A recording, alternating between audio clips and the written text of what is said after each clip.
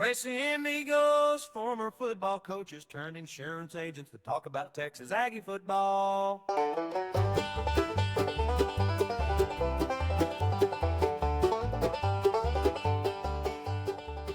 It's in my office. All right. Welcome to episode 14. It's taking us a little longer this week to get this one recorded. Apologize for that. I had some sick kids and some other things. So, we're going to I had my day job. Yeah, we have our day job. But we're going to jump on here. And this episode, we're strictly going to stick to the Texas game. Once bowl game comes out, we'll do a pregame and postgame for that and kind of into the season one to kind of sum up what we think of the whole season. But my name is Matt Fulmer. I was a coach for 10 years prior to getting out of coaching and getting into insurance. I live here in Hallsville, where I am the associate agent for the Rollo-Hallsville location, and was fortunate enough to be a part of a state title winning high school staff in 2013 at Carthage. That's where I got to meet my buddy Mark here, who's still sporting the Carthage gear, still supporting his school, even sporting the ring this morning. Okay. Just to reiterate, me and Mark, I think, would both agree that we were blessed to be a part of those championship teams, but we were not the difference makers. And to prove that, Carthage is about to win another one. They're playing Van tonight at Pine Tree, probably going to roll that one and keep rolling to their is it the 10th one this year, Mark? 10th? Okay, so both hands will be 10 and 17 years. There you go. Mark or Scott will have both hands filled up, and he'll have an extra one from Texas High he can give to his kid or whatever he wants to there. So still some good high school football going on in East Texas. Mark, we need to talk. Seth, we need to talk, because if Carthage does make it, and I'm kind of holding out hope that Kilgore would make it just so we can have two of them out of East Texas. I think we need to take a road trip and go watch that day. So yeah, catch both those games. But that's all I got to say as far as the introduction. Seth, Mark, y'all want to jump on there and tell them a little bit about yourself? Go ahead, Mark. Since he's already kind of introduced me, I'm Mark Brown. I'm an associate producer here at Rollo Carthage, City of Champions. Obviously, we've covered that. And yes, coached for 20 years, kind of all over East Texas. Carthage wasn't my only stop, so coach football, coach baseball. Matt's giving me a hard time about my baseball behind me. That's just the wall in my office. But yes, very blessed to work with Scott Surratt, one of the best coaches. I was fortunate enough in college to work with Todd Dodge as an offensive coordinator, and Steve Craigthorpe, the late Steve Craigthorpe. And I will just say Scott Surratt's as good an offensive mind as I've ever seen. I obviously coached defense on that side of the ball, or, on the other side, but so I saw him every day, had to work against him every day, and it's just unbelievable. So, I just love talking football, love breaking it down. It's tougher when the games don't go your way. I think I watched this game probably film-wise more, and I probably could have pulled out 50 clips. Just because there's so much teach tape when things don't go your way. Yep. Thank you, Mark. My name's Seth Drennan, and I have 16 years of coaching experience. No state championship rings like the rest of the other guys in this deal, but I coached at various places, various positions. I think I coached every position but D-line at some point. Yes, that's right. Yeah, I've coached at least 1 year of it. Offense and defense, primarily offense and special teams as well. So I'm the jack of all trades and master of none of the group. And but we have a lot of fun doing this. We appreciate y'all tuning in. And yeah, like Mark said, that we're going to stick to making this as concise as possible, because reliving this is probably not going to be the funnest of affairs. But yeah, we could pull a ton of tape out of this, and it could be a 3 or 4 hour podcast based on what you saw happen at Kyle Field on Saturday night. But we're going to jump into it. And I guess, Matt, should we go ahead and get into it? Yeah, and I just want to reiterate, I think we've talked about it before, but, unfortunately in life, a lot of times you learn more from losses than you do wins. I think you think about business, you can think about relationships, your wife, whatever. You learn more from things that go wrong than things that go right. I don't know why humans have to learn that way, but a lot of times we do. So, um, the way we do this, we'll do offense first and then defense. We do good, bad, and ugly. I'm gonna be honest. The good was kind of hard. There was not a lot of good on the offensive side. I mean, when you score no points, it's difficult. But I thought the opening drive went really well. It was a good script. If you're not familiar, offense coordinators usually have a script that they're going to run. They've determined these are the plays they feel confident about, and we're going to. A lot of times, when I was at Carthage, especially because, like Mark said, Scott's so daggone good offensively. A lot of times, he had specific formations that he wanted to see how they lined up to, so that later in the game he had plays he really wanted to go to hit over the top or whatever. And so you'll have a script to try to get different formation, different plays, see how they line up, so you know how you can call the rest of the game. And so I thought the opening drive with the script was really good, and the environment was unbelievable. All three of us were fortunate enough to get to go to the game. All of us had tickets. We got to tailgate together a little bit before the game, except for Seth disappeared for a half an hour. Porta potty line. I was wondering where you. I was so mad, but I had no choice. I was like, do I risk a ticket? I mean, I guess I could have went over by anyway. There's too many people. Oh, there's a ton of it's people, crazy. but, TVs wouldn't stream. I was at 2 other games this year, and the streaming was not an issue in the park. The Wi-Fi is incredible there. But this one was just too many people. Yeah, it was packed, no doubt. And I think me and Mark and Seth would all agree the 109,000 they threw up there, I think, was way under. I think they were well over 110. But I'm sure there's some time different. The number would have been different. Yeah. So yeah. But anyway, that was my good. I hate that offense didn't produce any better than it did. And Mark, your defense did well. I think they held their own. And so, but yeah, that was my good. The opening drive and the environment. Seth, what do you got? Yeah, that opening drive that made me feel pretty good. Obviously, I there and seeing the big play by Bussy early, I was like, okay, that's good. Because I mean, I know some people are like, you look at Bussy's final numbers at the end of the year, and you're like, did we get a whole lot out of him on offense? But I think this year is invaluable because he is not Ryan Williams. He's not been playing receiver his whole life. You know, we've been on this before. He spent the first almost 3 weeks. He spent the first 3 weeks in camp at corner. And y'all know as well as I do, those first 3 weeks are not they're not equal to the weeks 4, 5, and 6. Like you're having to play from behind. Everything's already been installed. So he was, everything was stacked against him so I thought they did a good job of not. Maybe I would have liked to have seen him used more for sure, but I understand, like, we don't know what's going on behind the scenes. If that kid's head spinning, I think they were probably trying to manage that a little bit. But anyway, and another thing is we're seeing, I mean, I know that Ryan Williams grabs headlines, but we're seeing less and less true freshmen make impact in this age of NIL, and I'll get around to that at the end when we talk about that in general. But so that was good. The opening script looked good. Bussy with a big play early, and it wasn't just like, hey, he was wide open and caught it and fell down. He made a play. That was a contested catch. And then I'm going to say the good that'll come out of this game is how Elko and them can talk to the guys in the portal for offense. That's the good. And I know that's a stretch to call that good, but it is like you can go to the portal and be like, we're close. If you come join us, come on, here. Yeah. And so that's the good that can come out of it. You're not asking a receiver to come in here and compete for the 4 job. You know what I mean? Like we're asking guys to come in here. There's a lot of meat on the bone. Yeah, and I think all of us, we were sitting at 7-1. We were all seeing playoffs, SEC, all that, and we were close. Don't get me wrong, but we also got to remember this is Elko's first year at A&M. This is only his 30 years as head coach. So we got to understand where we're at. 8-4 is not what we hoped when we were 7-1, but if you'd have said that in August, I don't think anybody would have jumped off a cliff at that point either. No. And so I think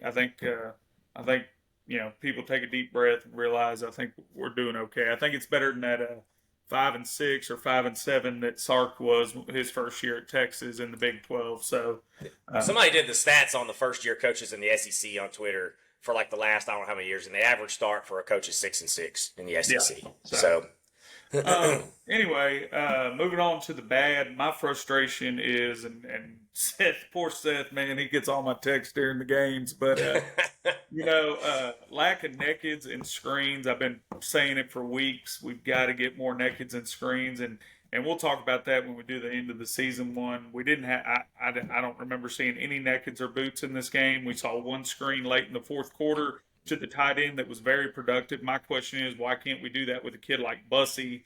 Nothing against that tight end. He did a good job, got upfield, I think 15, 16 yards on that play. But what could Bussy do behind that? You give it to Bussy in that tunnel screen and Right. a little more athletic kid. And so that just way too vanilla for me. Not enough movement. I would have liked, kind of what I was saying in the Auburn game. I want to see us utilize and put Reed in a position where he's booting out and he has that run pass option. If somebody's open, great. If not, stick your foot in the ground and get vertical, kid. You're an athlete. Do your thing. And so that was my bad, is just the lack of creativity and lack of what I was excited about from Klein, the nakeds and the boots and the screens. From the New Mexico State game. Yes. What we saw Yeah. there, Yeah. it looked like that was going to be a point of emphasis going forward. So, Yeah. So, what you got, Seth, on your bad? yeah, you kind of, I echo that. So I thought I would just put a little small thing in there. But like, I know when I've heard from people that Elko and Klein both are down and distance freaks. Like they hammer it. They practice like almost every situation in practice is a down and distance tag to it. You're not just out there, repping with no point of reference. I saw that behind, when we got that during the SEC Inside on the Mizzou week, and we got to see about 9 or 10 minutes of non-propaganda practice film, like not from the Pulse. And we got to see a little bit more edgier side of Elko, that maybe the Pulse doesn't want to put out there as much. And I think I heard him talk about down and distance 30% of the clips. And so 1st and 10 for Marcel Reed, a 1st and 10 pass 2 times has been a big issue. The South Carolina game, and we've gone over to the podcast that was a really bad call. They did try to call a boot in the South Carolina game. It's a bad call, but the quarterback has to bail his OC out of a bad call too. And all he had to do, he had broke the edge on the pocket in the South Carolina game, was throw it out of bounds, and he tries to make the play and it gets picked. And then the same thing, we cross the 50, we get almost in the exact same yard line, where it almost makes me laugh about obviously Colin Klein's play script on that yard line, and 1st and 10 it's got to be a pass. Yeah. Seth, I'll just say this. I coached against Scott Surratt when he was at Texas High. I was at Marshall. And one of the things that I've seen it year after year, when offensive coordinators, when they cross the 50, they like to take a shot. Scott is plus 40. Yeah. It's his only predictable thing in Scott's little offenses. He's 90%. He gets inside the 45 and he's taking a shot. We knew the big 9 was coming almost every time. Oh yeah. And we can argue that interception he threw where he was targeting Ja'Day Walker, who Ja'Day had a great game. I was so happy for him, even though the outcome was bad. That kid, I know he makes some mistakes, and you can tell there's some mental, like he has trouble sometimes running the wrong route and stuff. But man, he's such a dog. Like he works his tail off, and you can tell like he's a competitor. He went and got that first down on that jet sweep from under center. Anyway, I didn't want to get off the beaten path, but he's trying to let Ja'Day make a play. But it was double cover, and that's 1st and 10 on that plus 45, and that's why coaches like taking that shot, because that's 4-down territory. So you get your shot, and you hit it, hell yeah.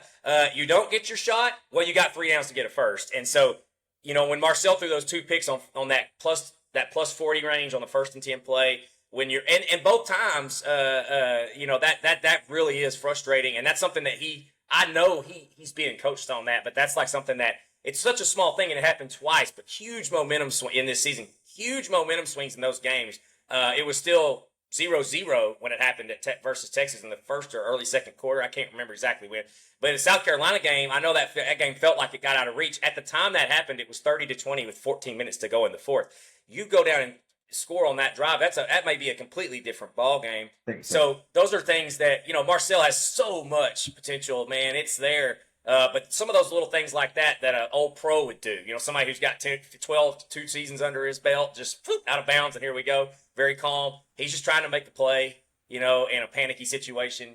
Anyway, that's my 1st and 10 in the very specific situation right there that we could clean up, and that would help us out a lot. So we'll go to the ugly now. Yeah. Well, I think it's pretty easy to ugly, and I hate to say this, but I knew we were in trouble 5 minutes into the game. Me and Mark were sitting together, and I looked at him. I said, "We're in trouble." We just got physically whipped up front. That was not something I saw coming. I watched film. I didn't think they looked overly physical. Um, Mm-mm. but that's something that hopefully will be addressed in the off season. You got another off season with our strength and conditioning coach, and I'm sure that's going to be a point of emphasis. I know that's something that um, that Elko takes very personal. He said it in the Yes. post game press conference.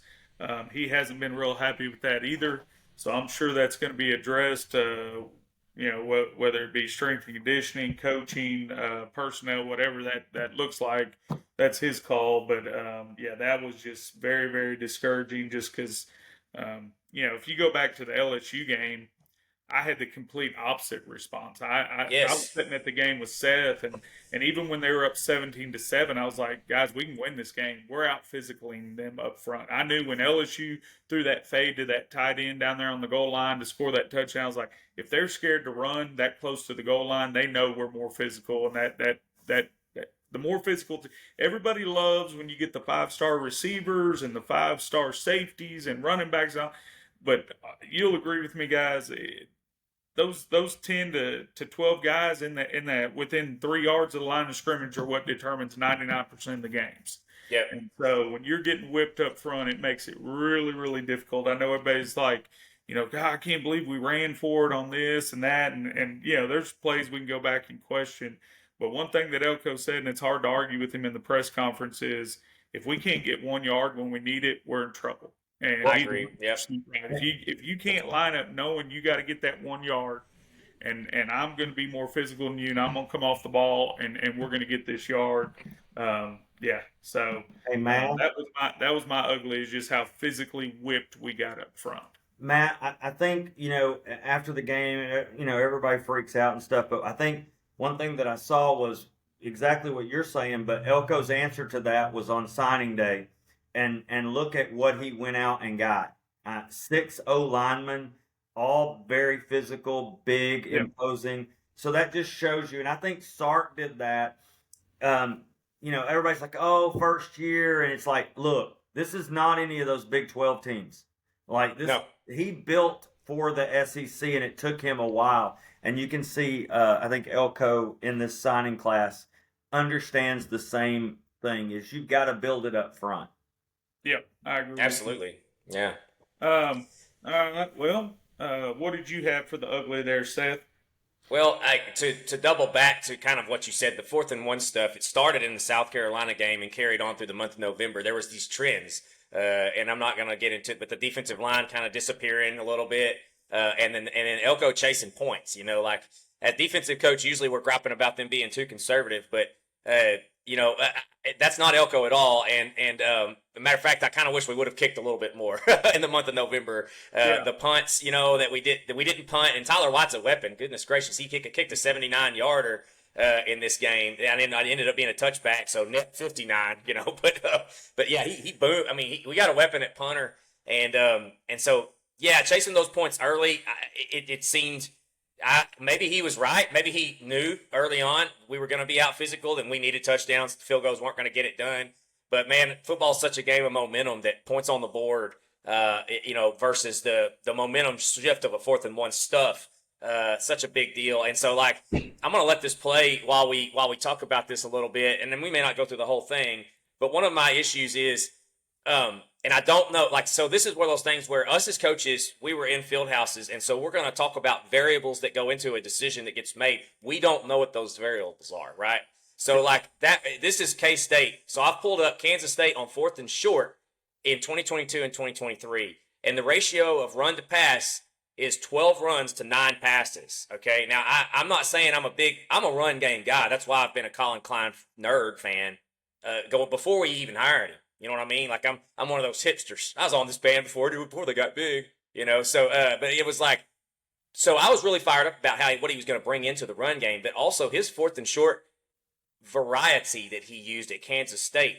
like right here, you see a quick little screen that gets the Wow. conversion. Nice tunnel Yeah, screen. Yep. right. So like, Nice play. yeah, and granted, we don't have the H back. That guy that just made that play, he was a dude. He's playing in the NFL right now too.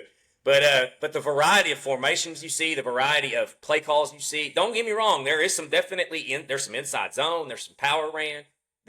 But so I'm getting to the ratio. Go back to the ratio. It was 12-9 over the 2 seasons that Klein called offenses at Kansas State, and it was 8-1 at this year at A&M on 4th and short. And now that's filtered down to Power 5 schools. And I agree with Elko in that if you can't get a yard, you don't deserve it. But I also think that there's some consolation to be had for lengthening a game or shortening a game and making it less variable early, if that makes sense. Like, so you take the field goal, there's 3-0, and the momentum swing is not there. Like Texas is kind of starting on a blank slate after that kickoff, and you don't. And so it's kind of like saying, it's kind of like, if I hate to use a casino, but it is like risk taking, right? So if you go to the casino and you're wanting to play all night, you probably shouldn't put 80% of your bankroll on black. That's the 30 minutes into the game. That's the play So- I wanted. That's the same front we saw. That's They right. had Yeah. 7 down. They put in a bulk defensive package. They got 7 down linemen. Yep. You've got a heavy package in. Run the opposite flip. Yeah. Let- And let- of these there on the edge where he's good. Yeah. Of these 21 plays, that little flip has been a great option. See, Of I the like 20 the naked that he ran after that. Yeah. Of these 21 plays, the screens are, I don't have hard numbers here, but you see at least 3 or 4 screens, and you see 2 or 3 boots off of it, some type of play action boot, run action pass game. And so anyway, it's hindsight's 2020. We didn't convert. If we convert all those 4th downs, we're probably not having this conversation. But my question is, like, that little screen flat right there is such a great. That's tough. Anyway, and that's against Alabama in the Sugar Bowl in 2020 too. So This this is not. exact front we got. That's the exact front that Texas showed. Yep. And they ran. The play is there for that one too. He just didn't make the pass. But this is so my question is, where did the conservative, like, this is, so did Klein make this decision? Was it a top down decision of this is what we're going to do on 4th and short, or what? Where did that come from? Was it personnel driven? I don't know. I don't have those answers. I just have film. I just have film to watch. And there's clearly a difference in what was called at Kansas State versus what was called at A&M. That's all I'm pointing out here. I don't know what the roots of that is because we're not in the meetings. But man, if we're trying to be, like, if you hire Colin Klein to run an offense, you're trying to be Kansas State on steroids because we obviously have more resources than Kansas State. But we called it like we were Iowa almost, if that makes sense. So it's like, I don't think we're trying to beat Iowa. So anyway, that's my big spiel on 4th and 1. I thought, why talk about it? Just let us watch some film. There's power. So it's not like it was just all. I mean, it was still 12-9, but that's a 60% balance versus a 90% balance. Of run to pass. Yeah. So anyway, y'all got anything else? It's on the 4th and 1 or the ugly. Well, Yeah, I think we could, like I said, we could pull up a ton of plays. We could argue about what should have been ran on the 4th downs. All that's 100%. And I agree with Mark. I like that weak toss to the running back going the other way. I like that. I like the naked after. I mean, there's a lot of options, and it's easy to Monday morning get back. It is, and do that. But yeah, you definitely. I mean, I hope which I'm sure there is. I mean, every good staff's going to self-evaluate. I'm sure they're going to run numbers and look at all those things and hopefully learn and grow from it. But and that's why I'm not trying to Monday morning quarterback it. I'm just showing film and saying something changed. Something changed, and I don't know what. I mean, they may have a really. Elko has a logical reason for just about everything he does. You know what I mean? Yeah. Like, he's not. There is no shooting from the hip with him. So and I see a lot of things on defense that I think after a good solid spring of him not being in transition mode that will get fixed. I just see it. I'm like, they're going to fix that. They're going to fix that. And we talked about it before. Elko got hired. He's got to try to keep as much of the team together as he possibly can. that's a white knuckle ride if you think about it. Yeah. That first 90 days. He's got to close his recruiting class that he didn't really have a part of recruiting most of them, and he's got to hit the portal really hard. And I mean I can't imagine what that 3 to 4 month period was Well, right then. So and if you think about it, Matt, the first spring you come in is all install. You're yes, installing an offense and a defense. Now the second year, you're not installing anymore. You've got a whole bunch of that already installed. Now you're working on how you actually get this done, the technique of it, where you fit. Hey, Yes. I'm going to talk about a little bit on defense here, and I'll show you. well, like Seth has talked about before, it's not just the what, but it's the how and the why Yeah. that Yeah. now they're. Yeah, I get it. But yeah, Mark, tell us about the defense because overall, I'm sure you can find plenty of things they need to improve on. But they held them to 17 points. They didn't give up any points in the second half. So from as an offensive guy, I don't think I'm pointing a whole lot of fingers at the other side of the ball on this game. No. So, but go ahead, Mark. Tell us good, bad, and ugly on defense. So it's normal. You try to take my talking points before you give it to me. We'll work on those transitions.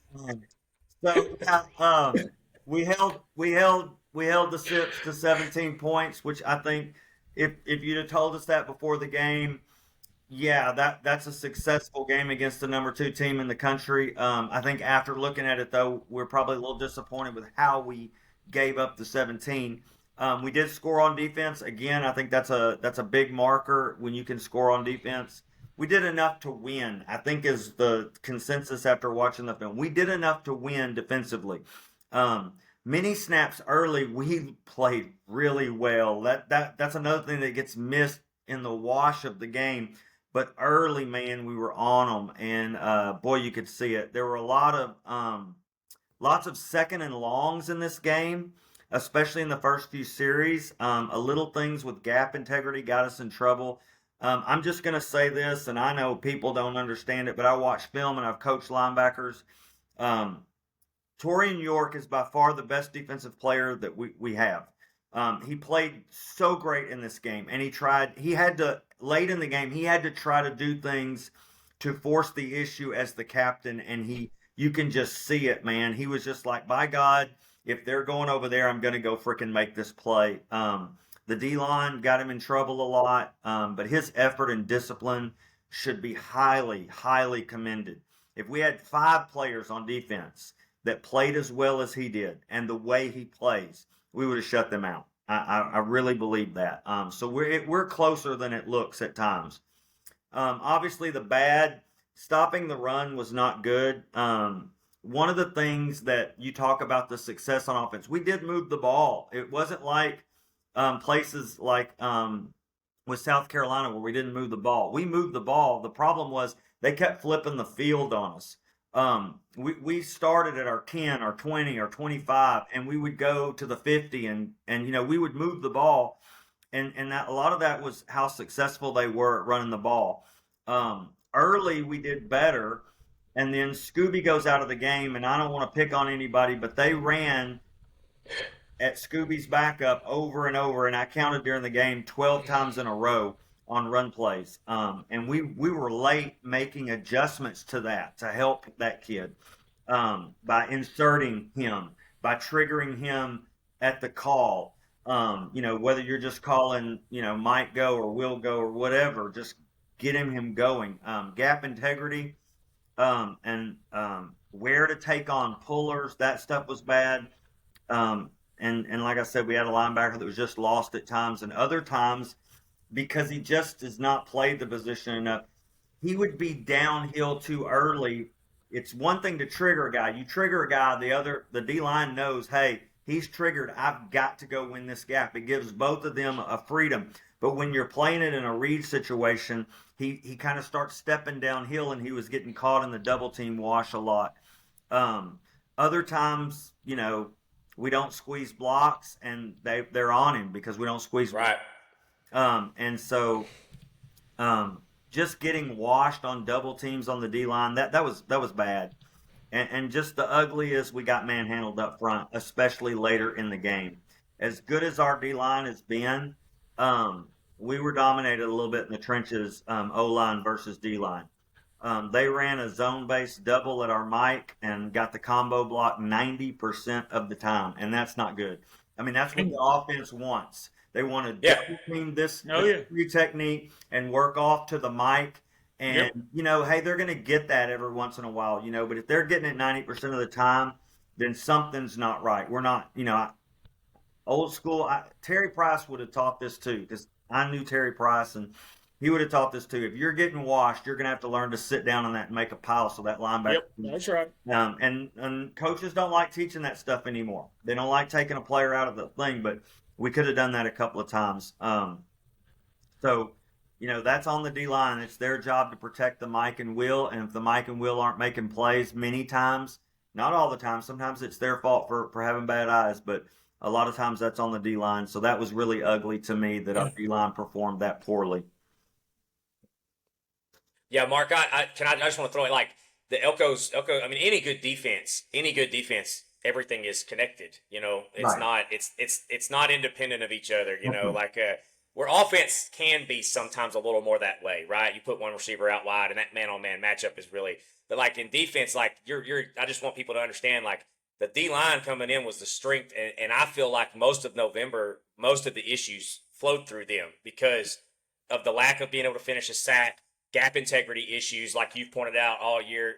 Sometimes the choosing to go inside and losing contain. Like there's to me, it seemed like, I hate to say this, but it's typical in a first year when there's not. I mean, maybe there's buy-in, but not as much as there is in year 3. You know what I mean? Like a little bit of lack of like, and sometimes some of it can come from I need to go make a play. I got to go make a play, and then that takes you out of your job. You go above or outside of what your job is, and it creates a huge issue anyway.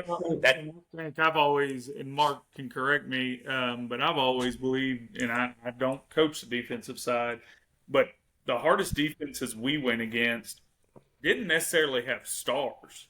They just played unbelievably hard, and they played unbelievably sound defense. Sounds, yeah, exactly, yeah. Right. And they didn't give you a gap.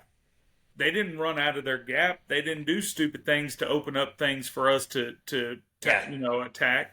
And so that's why, don't get me wrong. I mean, you want to get all the best studs you possibly can, but I bet you Elko's going to spend a lot of time this spring getting these guys to understand that I need 11 guys all working together and as a unit more than I need a 5-star. And so I think that's going to be really important. I'm going to skip the prediction versus reality. Hold on a second. I'm I sorry, wanted to show 3 clips just of our okay. defense, just to kind of show you some things. And I could have shown you 40, and I could show you a lot of bad and all that, but I wanted to show 3. Start with that first quarter, 6:21, the U.S. scramble. It's a big play right here. We got them behind the chains again, 2nd and long, I think. Yeah. 1 second. There we go. This is 3rd and 10, actually. 3rd and 10. Look, we're bringing the blitz, and I want you right here to watch number 3. Oh, Kennedy Our had him. safety is the outside blitzer, and he hurts us right here. And this is about, look, he's going up against a big dude. You're blitzing. You cannot run up in the middle of him. And if you go back and look at this, you watch where 3. He is the outside contain. His aiming point is 1 yard outside the deepest back. This guy oversets, and he runs right up in the middle of him and then goes inside. And people want to complain about the hold. No, that's called getting whooped. And he should not be trying to take on that guy. He can't beat him. He's got to go under his armpit, and he's got to stay outside. And he doesn't do that, and that hurt us. The second one that I want to show is that one at 5:31. This is 2nd and 14. And we're going to see a really bad squeeze. I'll kind of wait on the they're going to pull a guy, all right? And they gash us right here. But you'll see it better from the end zone. When a D lineman has a down block, he's got to squeeze and knock him away from the linebacker. I'm going to pause it for you right there. Okay. So right here, you get a down block, you got to squeeze it. We actually have a stunt on or something. And we jump outside. Now, as you see that, if the 2 D linemen are jumping outside, I don't know why our linebacker's trying to work over the top. But at some point, we have to take on this puller. At some point, we need to squeeze so York can get over the top, and we don't do that. I don't know what's going on here, but something's not right. If those D linemen are jumping out, then that Mike's got a hold. Needs to fill it, yeah. Hold. Yep. But we've got to be able to squeeze because poor Torian York, No, he has no shot. Untouched. He's got 2 offensive linemen untouched. I think our other linebacker committed wrong, or somebody was wrong, the D line was wrong, or whatever, because we end up with 3 guys outside a gap they create with a puller. And then we let 2 guys block our best player. Look, they don't even have to worry about that guy. Yep. But if he takes on that block and squeezes it, or at least kind of wrong shoulders that pull something, it's hard to tell what we're doing right there. That's a really bad. It really is. It's a really bad play defensively, because we're not lined up bad. We're lined up pretty good. No, I York like is playing the plus side A gap. They know he's pulling. He's a little late, but he has to be because of the backside cutback, which is his responsibility. But I mean, York can't beat 2 free All-American linemen. It's Nope. impossible. Can't do it. Yeah. And then the last one, they hit us on a big pass play, and it's just, again, we're running. Okay, so we're going to show. Is this it? Believe so. Yeah, Deep so cross. it's a deep cross, and we're running cover 3. And so for Will Lee, our best corner, he's got to split these 2 receivers. He's got deep thirds. He's got a flat player underneath him. So he doesn't know who he's going to get, so they're taught to kind of midline it. And then he gets the cross, and you can see right there he's set down too early. Yep. And then it's a perfect throw. But that's on him, but that's a tough play right there. And, sometimes it just comes down to that. They caught us in cover 3, and they ran one of the hardest routes ever to cover. We are good everywhere else. We got somebody underneath the deep slant. We've got a safety over the top of it. And you can just see him sit down right there. He should, as soon as he saw the deep cross, he's got to sprint to stay on top of it. Yep. But again, it took a perfect throw because the guys are playing hard. They're playing hard. It's just a tough. You want to hear the positive for me, Brown? Yeah. We talked about how important Scooby was. He's already said he's coming back. Yeah. And you just talked about Will Lee, and I think Lee had a good year, and he's coming back. He's so going to be that's better even. He's going to be an I NFL agree. prospect. And I think that's what Absolutely. Elko talked about was, look, Luke, dude, you are close, but you're not there yet. One more year, and you may go in a higher round in the draft, and that's $3 or $4 million difference. Well, and I think that's what he That's said a at his smart press decision. conference. Is the last probably 10 years A&M has done a horrible job of being able to convince these guys that are late rounders to, hey man, stick it out one more year, and we're going to put you in those first 3 rounds, which pays you a ton more money. I think Elko's going to try to do a better job of that. That was, and I hate to use this, but it is the closest example I can think of. But I went to Clemson in 2005, and I got the vibe on the state of South Carolina football. And South Carolina, I know Clemson's won 2 natties, in the last decade, but Clemson and South Carolina's dynamic is very much like Texas and us, and we're Clemson. Like South Carolina's like Texas, and I know it's a smaller state and all that, but that's the dynamic. Clemson's in a town about the size of Kilgore or smaller. It's a tiny town, and with a 90,000 person stadium there. And I remember what turned the corner for them. You remember Clemsoning? Dabo couldn't get it done. We close, got the big stadium. Got some NFL players coming through there. When they got those guys to come back, and this was back in black market, NIL was going on. Yeah. They got those guys to come back that senior year. That broke them through. They had a transcendent quarterback in Trevor in Lawrence, and they got the D line to come back, and they got Cogs to come back, and they broke through. And I think Elko knows, man. That's what's so great about Elko is he's not coming in here on a blank slate. He knows the history. You know what I mean? And so that's exciting stuff for sure. Well, but overall, I will say this: I really think our defense is close to some little things like that will get cleaned up in the spring. That is a blitz package that Elko has shown over and over, but we got a safety that just doesn't understand the technique of blitzing off the edge, and when a tackle oversets, learning to be committed to his outside armpit and turning the corner to keep him tight, to keep that quarterback at least in the pocket. Yeah, if he breaks up, man, it's 5 or 6 yard gain. He gets on the edge and it's really bad. Yeah. Well, I'm going to skip the prediction versus reality. I think we all predicted a close game, and I think if our offense shows up, we probably have a close game. But anyway, so I'm going to talk a little bit about the portal real quick, and then I think Seth's going to talk about NIL real quick. We got to kind of get on the run here. Old Mark's got him a hot date at 9:30. We got to get him going. But Health insurance. hey, whatever gets you, man. It's fine. So I'm gonna talk real quick about the portal, man, because I get on Twitter and I get on TexAgs and these different places, and man, as soon as a kid hits the portal, oh my gosh, why is that kid leaving? And oh, the sky's falling, and man, it's 2024. I think the coach in Nebraska said it a couple weeks ago that probably 50 of his guys he knew was probably going to leave his program. And yes, do we wish we had kind of the old school where they came in as freshmen, we got to watch them grow and mature and turn into a stud as a junior, senior? Yes. And some of those still will happen, but it's 2024. These kids are going to look at their opportunity, look who's in front of them, look who's offering them money.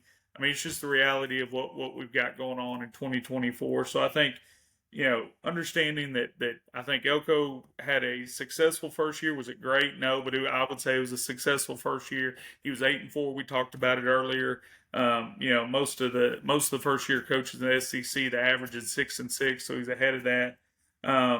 I think he did a great job closing out recruiting. I mean, heck, we laid an egg against Texas, and he still closed out the last week after the Texas game, adding a 5-star offensive lineman, 5-star receiver, and a 4-star stud running back from Tennessee. So he's doing his job. I just think that as a fan base, we need to take a deep breath and not freak out every time we see a kid hit the portal, because that could be a situation where the coach, it's just like Elko said in his press conference, like, it's probably a good thing for Wigman to go and get a fresh start somewhere else. I got nothing negative to say about the kid. I thought you didn't see him get on social media and bash A&M or talk. He handled it as well as you can possibly expect a kid to handle that situation when they decide you're not the guy. And Matt, with the Wigman situation, you saw the video of him coming back out after the game the other night and just kind of soaking it. That's a guy that loves A&M, but at the end of the day, he needs to go play, and he knows that Marcel's the guy.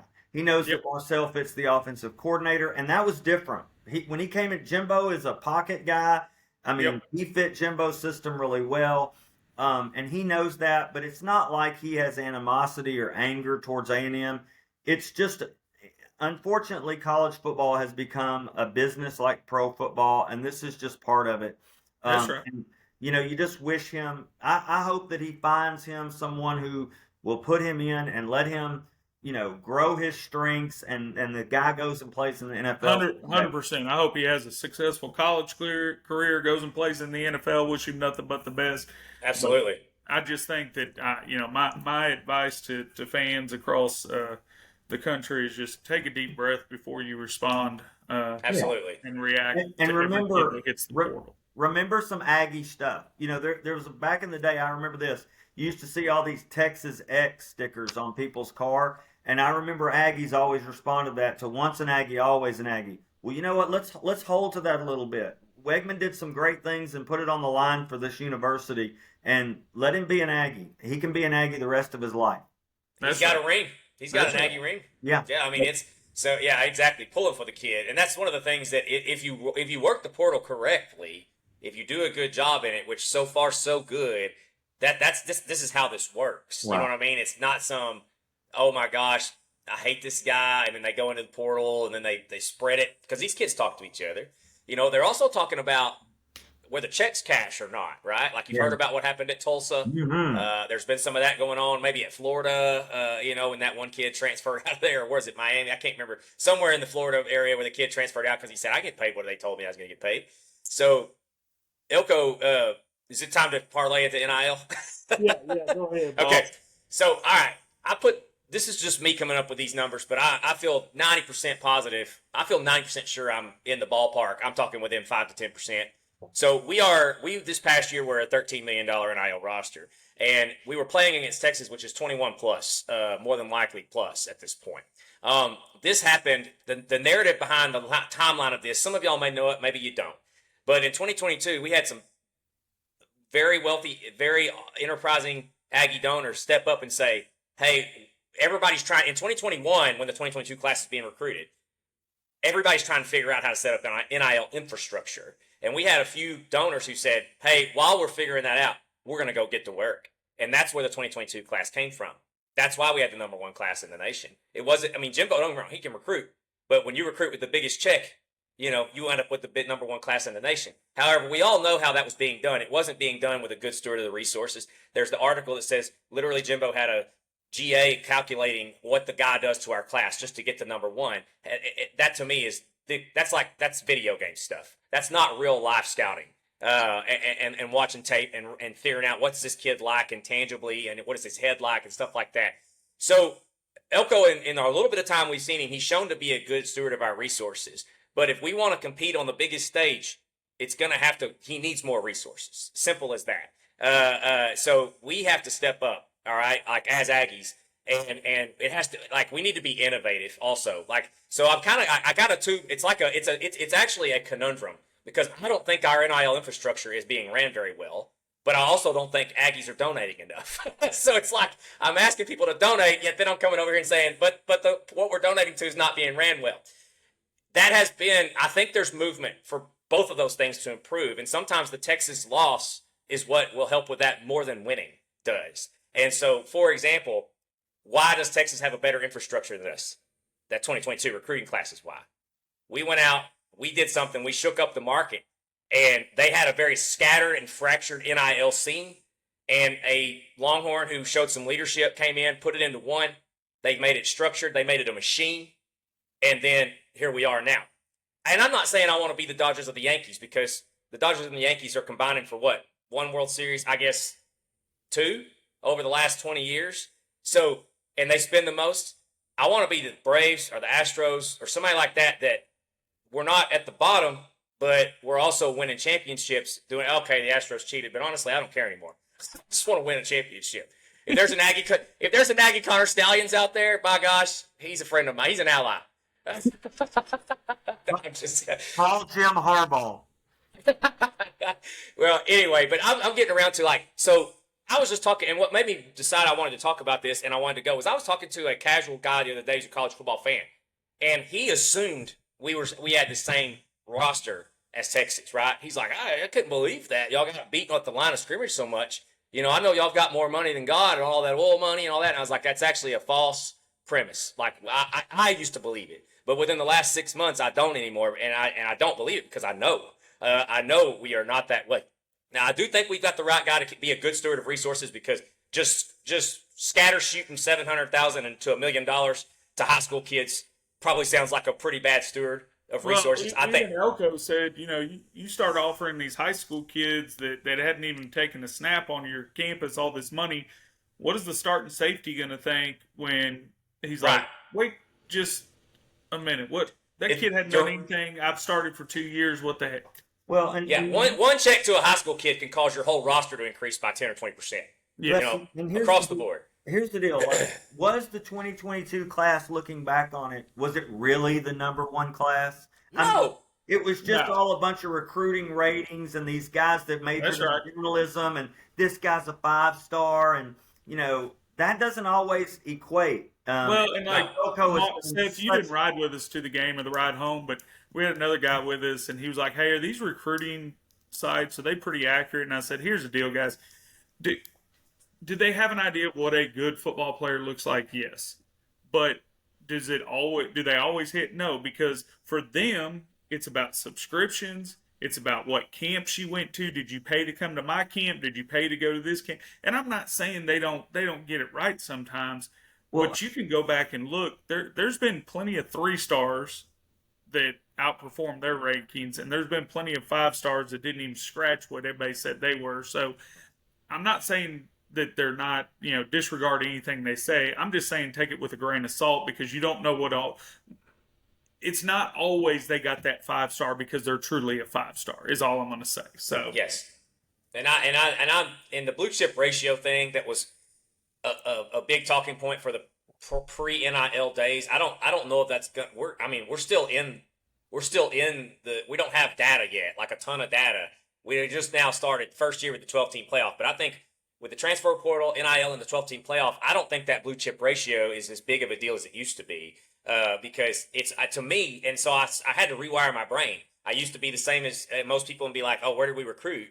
But to me, I think our best evaluation is going to have to be it's not a leading indicator anymore. It's going to have to be a lagging indicator is the NFL draft. And last year, Texas had 11 players drafted. We had 4. Okay. And I have a feeling this year is going to be about the same way. Now, some people can say, well, that's not a great metric because, draft eligibility. I'm like, well, it is. If you're starting to stack classes and you're starting to keep guys that extra year, then it's going to work out. You're going to be putting 10 guys into the NFL every year, 8 to 10 guys. And if you're doing that, your roster's capable of winning it all. Yeah, so Seth, to that point, over the last 10 years, who's put more people in the NFL? That would be Alabama. And Georgia's catching them. It's right. stacking classes. And I will say this, I think that Elko's approach and making sure that the kids that he's recruiting, regardless of stars, it's a 5-star guy, but they're going in and finding out this is a quality human being there's no doubt that wants to buy into culture, that wants to fit the program. Just bringing a 5-star guy, brought him in on money, that don't always work out. Well, here's the other thing, to piggyback off what you said, Mark, and I heard the TexAgs interview with Elko. He said that if you notice, there wasn't a lot of drama with this class. Yeah. We didn't have a whole lot of flips away from us. We didn't have, you had the one kid that went to USC. A couple of weeks later, boom, we got another quarterback in. That kid signed, no headaches, and that's when you're getting the right kids with the right families, because that none of these kids were jumping ship or doing this or doing that. I mean, you knew these were our 25 kids. You knew it a month ago, and these are the same 25 kids that signed without any, his letter hadn't come in or this, that, and the other. I mean, it was pretty low drama for a signing class. And I'll say this, let's give some credit to the 12th man, because when you look at the recruiting process, every one of the kids that we signed talked about the unbelievable atmosphere at Kyle and the family dynamic of being an Aggie. Let's don't lose that and become, we have to win national championships and it's all about NIL and screw the coach, and let's keep the Aggie culture, and because I think that won us a lot of recruits in this situation. Everybody that comes to Kyle right now is like, wow, this is unbelievable. And then you have the Aggie tradition and the love of being an Aggie, and then you have Elko in there and his culture that he's building, and you put those 3 things together and it's gonna work out. And that's where, so we used to, we're still learning this brave new world that college football's in, and it happens so fast. Just like anything in life, like COVID expedited things that were probably coming. COVID was like, let's jump 10 years into the future right now versus let it trickle into it.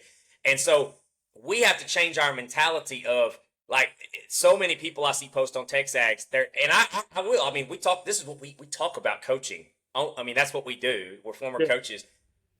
But the coach is just a cog in the wheel now. They are not the driver of the car. That's what I'm trying to get people to rewire their brain to understand. They are a big cog in the machine. Don't get me wrong. But they used to, for you to recruit well, the coach was the hire. That's all that mattered. You go back and look at Steve Sarkisian's career records before he gets to Texas. This guy, he's a 500 coach. He's a great offensive scheme guy. Don't get me wrong, but he's a 500 head coach, and now he's at Texas, and he stacked 2 11-win seasons in a row and 2 playoff appearances in a row. That, to me, and he has a great defensive coordinator too, but that is keeping guys in the system, stacking talent in the system, and stability there, and the machine they built around the outside of it. Where if Sark, guys, I hate to break this to you, but if Sark goes to the NFL and Pete K goes and gets a job at his head coaching job at a college university, they're still going to be just fine, because they're going to have a stacked roster next year for whoever comes in there. Yeah. And so that's what I'm saying is, we need to shine the spotlight forever, because our program was very Jimbo-centric for so long, and we just have been trained to have this spotlight on the head coach. We need to broaden that spotlight, and it needs to catch the 12th Man Foundation, and it needs to catch Texas Aggies United, and it needs to catch Trev and the athletic department. And those guys need to be on the hook for this football program as well. And so my jersey says, this is what I'm going to end it with. My jersey says, Aggies National Champions. And if you ain't in my jersey, that's the way I feel about that. Absolutely. Okay. So if you're in charge of the 12th man and your job and your sole focus is not winning football games, you're not in my jersey. If you're at Texas Aggies United and your sole focus is not winning football games, you're not in my jersey. Win games. That's the goal. And right now we have kind of a fractured bureaucracy around the program that drives me a little bit crazy. And I'm hoping that we can clean that up. I'm waging an intifada against that this offseason to try to. I'm probably on all kinds of watch lists at the 12th man right now for some of the stuff I say. But it is what it is. Like, our infrastructure is bad and it needs to get better. Sorry, go ahead, Mark. Seth, I will say this. I was interviewed one time after winning, I don't know, I think I'd won 3 state championships in football and 1 in baseball, and I was being interviewed. And so they asked me, like, what does it take to be a championship program? Because I was going to have to go in and build a program. And I said, it takes 3 things at the high school level, and you can kind of translate this out as to what you said. But I said, number 1, it takes a great coach. You have to have a guy that can coach, a guy that knows what he's doing. And number 2, though, that won't do it. That alone won't do it. That is correct. Not won championships at Carthage the way he has, if not for these other 2 things. And the other 2 things are, number 1, you have to have an administration that is going to support that coach to do what he wants to do, to allow him to be the best coach he can be and not limit him in areas and situations. Can the administration back that coach 100%, give him the resources to do what he needs to do the way he wants to do it? And then third, you have to have the community to support it, because in high school football, a community of boosters can wreck both of those other 2 in a heartbeat. And if you can get all 3 on the same page, that is what Carthage did. They went out and got a great coach. He had never been a head coach before. He'd been an offensive coordinator. They went out and got a great coach, but he was a great ball coach. They gave him the resources, they gave him the support, and they let him do things the way he wanted to do it. And then the community got behind him 100%, totally backed him. And again, they're about to win 10 state championships in a 17, 18-year period. And that came from the whole package. It is not one piece.